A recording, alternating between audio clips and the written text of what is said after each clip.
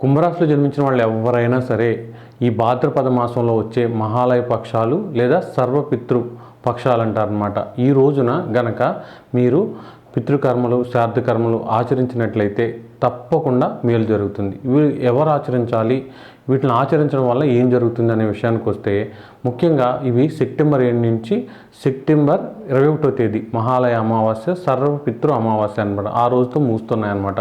ఈ రోజుల్లో ఏదో ఒక రోజు కానీ లేదా ఆ అమావాస్య ఆ ముందు 3 రోజులు కూడా చాలా పవర్ఫుల్ అనమాట.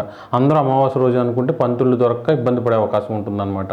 అసలు ఇవి ఎవరు ఆచరించాలి అంటే, ఎవరైతే ఇన్ని పూజలు చేసినా ఫలితం లేకపోవడం, జీవితం తలకిందులైపోవడం, దేవుడు లేడనిపించడం, ఈ ఒక 40 ఏళ్ళు 35 ఏళ్ళు వచ్చిన పెళ్లి కుదరకపోవడం, ఎన్ని సంబంధాలు చూసినా కుదరకపోవడం, ఫైనాన్షియల్గా ఎన్ని వ్యాపారాలు చేసినా తలకిందులైపోవడం, దెబ్బలు తినడం, ఇంట్లో తలోదారైపోవడం, పరిస్థితులు ఏమీ అర్థం కాకపోవడం, ఎవరికి చెప్పుకోలేని బాధలు, సడన్గా భర్త వదిలేసి వెళ్ళిపోవడం, లేకపోతే భార్య వదిలేసి వెళ్ళిపోవడం, పిల్లలు దూరం అయిపోవడం, చాలా బాధల్లో ఉన్న వాళ్ళందరూ కూడా ఇవి చేయడం చాలా చాలా మంచిదన్నమాట. జాతకంలో మనకు కనపడిన పితృదోషాలు ఉంటాయి. అయితే కొంతమంది మాత్రం తిథులు గుర్తుపెట్టుకుని ప్రతి సంవత్సరం కూడా చేసుకునే అలవాటు ఉంటుంది.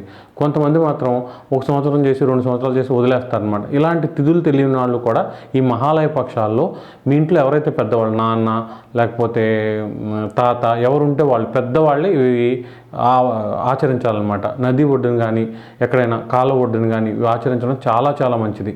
వీటిని తప్పకుండా చేయడం వలన ఎంతో మేలు జరుగుతుంది. ఎంత పెద్ద కష్టాలైనా తొలగిపోవడానికి ఉపయోగపడతాయి అన్నమాట.